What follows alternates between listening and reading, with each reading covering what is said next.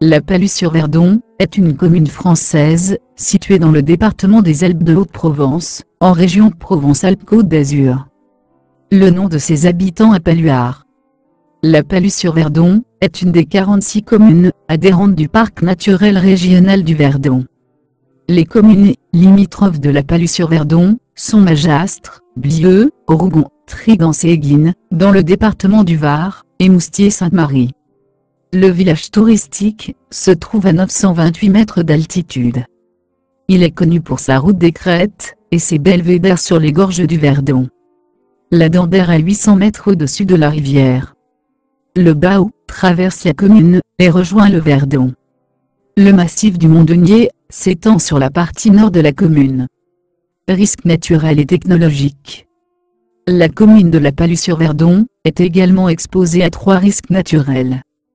Les feux de forêt, les inondations, les mouvements de terrain. La commune de la Palus-sur-Verdon est de plus exposée à 2 risques d'origine technologique. Celui de transport de matières dangereuses par route. La départementale RD 952 peut être empruntée par les transports routiers de marchandises dangereuses. Celui de rupture de barrage, la Palus-sur-Verdon fait partie de la zone d'inondation spécifique en cas de rupture du barrage de Castillon. Si cette rupture advenait, l'onde de submersion passerait en crête, au-dessus de celui de Chaudanne, et parcourrait les 24 km qui séparent le barrage de Castillon du point sublime en moins de 29 minutes, juste avant d'entrer dans la commune de la Palus. L'onde resterait cantonnée dans les gorges du Verdon, continuant de descendre à environ 40 km/h, et atteignant l'Imbu en 19 minutes, après avoir passé le point sublime. Elle finirait par submerger le pont du Galetard, en une demi-heure, après être entrée dans la commune, ne dépassant pas toutefois la cote des 500 mètres, soit une hausse du cours du Verdon de plus de 10 mètres. Aucun plan de prévention des risques naturels prévisibles, PPR, n'existe pour la commune, et le DICRIM n'existe pas non plus. Sismicité. Aucune des 200 communes du département n'est en zone de risque sismique nul. L'ancien canton de Moustier-Sainte-Marie, auquel appartenait la Palus-sur-Verdon, est en zone 1B, sismicité faible, selon la classification déterministe de 1991, basée sur les séismes historiques, et en zone 4, risque moyen, selon la classification probabiliste de celui de 2011. Le dernier tremblement de terre, fortement ressenti dans la commune, est celui de Chasteuil, le 30 novembre 1951, qui a été ressenti, avec une intensité macrosismique ressentie de 5 sur l'échelle MSK, dormeur réveillé, chute d'objet. Toponymie. Le nom du village, tel qu'il apparaît la première fois vers 1200, de Palude, est tiré de l'occitan palu, désignant une zone marécageuse ou alluvionnaire. La commune de la Palus prend le nom de la Palus-sur-Verdon en 1961. Le belvédère de Méreste, à proximité d'un château du même nom, pourrait tirer son nom du nom de personne matriu, avec le suffixe liguresque. Histoire. Préhistoire et Antiquité. Quelques trouvailles archéologiques attestent de l'occupation à l'âge du bronze. Une tombe antique a été retrouvée à la veine de la faille, et d'autres d'époque gallo-romaine, à l'hôpital. La commune compte également un site paléochrétien, aux grottes de Saint-Maurin. Le site de la colline de Méreste a été occupé par un oppidum pendant la protohistoire. L'itinéraire, qui reliait Castellane à Moustier, passait par le col de la Croix de Châteauneuf. Moyen Âge. Pendant le Haut Moyen Âge, le village n'existe pas. Le polyptyque de Wadalde, rédigé en 814, cite 3 collonges, exploitation agricole de taille variable, et une bergerie sur le territoire actuel de la Palus, Colonica Carnilla, au coulé de Counillet, la Colonica Bagella, à Bagel, et la Colonica Indogone, à l'actuel lieu-dit Roca du Dugo, la bergerie Corcioet, selon Daniel Siri, à placer à Courchion. La localité apparaît pour la première fois dans les chartes en 1062, sous le nom de Castrum Novum, Château Neuf, puis Château Neuf des Barris. Le château est construit à 1143 mètres d'altitude, et avait 8 co-seigneurs en 1062. Le village de La Palue est signalé en 1114. Lors de la guerre entre Boniface III de Castellane, et le comte Alphonse Ier de Provence, 1188-1189, le château tombe aux mains du comte de Provence. Le baron de Castellane construit alors un nouveau château, au nord de l'ancien, qu'il nomme Château Neuf. L'ancien village est alors renommé La Palue, du nom de l'église paroissiale, Notre-Dame de Palude. Un autre château est construit au XIIe siècle à Méreste, qui formait un fief distinct de celui de La Palue, au Moyen Âge. Il y avait encore un autre village sur la commune, au lieu dit Saint-Morin, autour de l'église et le prieuré Saint-Maurice, qui ont été fouillés récemment. Il date de la deuxième moitié du XIe siècle. Le prieuré dépend de l'abbaye Saint-Victor de Marseille au XIe et XIIe siècle, il passe ensuite à Riez. L'église de La Palue relevait du chapitre de Riez, comme Notre-Dame de Méreste. En 1292, La Palue est échangée par Charles II de Provence, contre une partie de la seigneurie de Moissac. Les Castellanes sont seigneurs durant le XVe siècle, puis la seigneurie passe ensuite en 1492, aux de Mondeau, qui la conserve jusqu'au XVIIe siècle. Châteauneuf-les-Moustiers forme une communauté autonome au Moyen Âge, comptant 50 feux en 1315. Elle est fortement dépeuplée par la crise du XIVe siècle, peste noire, et guerre de Cent Ans, et ne compte plus que 3 feux en 1471.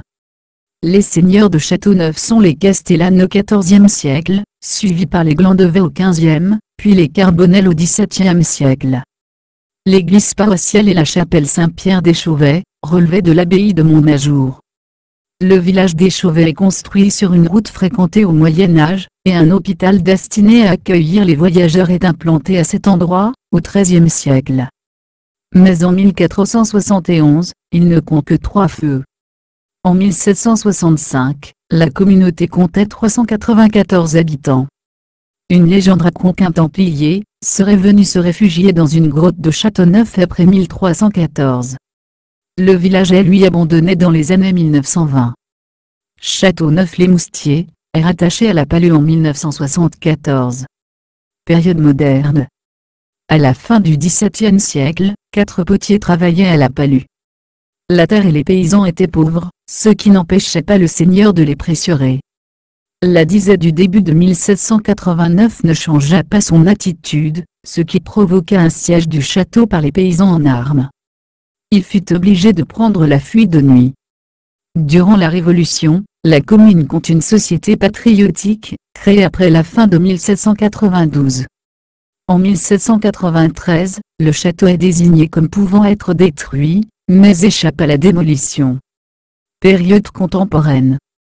Comme de nombreuses communes du département, La Palue se dote d'une école bien avant les lois Jules Ferry. En 1863, elle en possède déjà une qui dispense une instruction primaire aux garçons et aux filles, au chef-lieu. Les filles sont instruites alors que la loi Fallou, 1851, n'impose l'ouverture d'une école de filles qu'aux communes de plus de 800 habitants. Châteauneuf-les-Moustiers possédait 2 écoles de garçons en 1863, au chef-lieu et au hameau des Chauvets, mais n'a ouvert d'école de filles qu'avec les lois Ferry. Jusqu'au milieu du XXe siècle, la vigne était cultivée à La Palue. Le vin produit, de qualité médiocre, était destiné à l'autoconsommation. Cette culture est aujourd'hui abandonnée. Le 25 juillet 2012, un hélicoptère Eurocopter, à 532 Cougar s'écrase au lieu-dit La Maline. Lieu et monument remarquable. Le château de La Palue, au-dessus du village, est un monument historique inscrit sur l'inventaire supplémentaire, situé dans le site naturel inscrit avec les maisons anciennes qui l'entourent. La façade nord date du XVIIe siècle, fenêtre à meneaux, elle a été intégrée dans un agrandissement au XVIIIe siècle.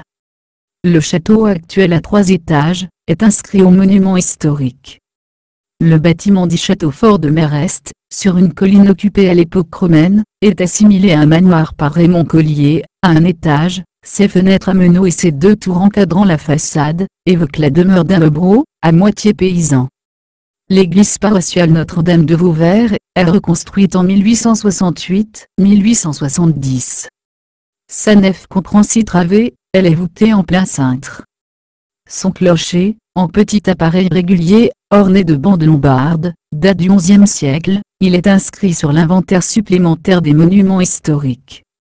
La sacristie est installée dans l'ancienne chapelle seigneuriale, fin du XVe siècle, ou début du suivant, voûtée sous croisée d'ogives. À Châteauneuf-les-Moustiers, la chapelle troglodyte Notre-Dame de la Baume a dû être fortifiée. Des ermites s'installent dans la grotte au XIIIe siècle. Construite au XVe siècle ou au suivant, elle est réparée en 1746. Sa nef d'une travée est voûtée en berceau. À proximité de la nationale 552, l'ensemble des grottes de Saint-Maurin ont été utilisées comme habitat, grange, selon les époques. Dans une grotte, une chapelle consacrée à Saint-Maurice y avait été aménagée. La maison des Gorges du Verdon fonctionne en réseau avec les autres musées des Gorges du Verdon, la maison de Pauline de Grève-les-Bains, l'écomusée de la 6e mode d'antan à Esparon de Verdon, le musée de la préhistoire des Gorges du Verdon de Quinçon, et les musées sirènes et fossiles, et du Moyen Verdon de Castellane. Église Saint-Pons, XVIIIe siècle, à Châteauneuf. Chapelle Saint-Pierre à Chauvet. Ruines, village de la Palue du XIVe siècle, celle de la muraille du village de Merest, village en ruine, et de sa chapelle Notre-Dame de la Baume, du village de Châteauneuf-les-Moustiers, et de son château du XIIIe siècle, également sur l'ancienne commune de Châteauneuf, ruine. Du château dominant le Barou, XIVe siècle. Le monument aux morts. Site naturel remarquable. Grotte émergence de Saint-Maurin. La réserve naturelle régionale de Saint-Maurin est située sur le territoire de la commune. Mes sources proviennent notamment de Wikipedia.com. Les images produites proviennent soit de la toile, soit de mes collections personnelles.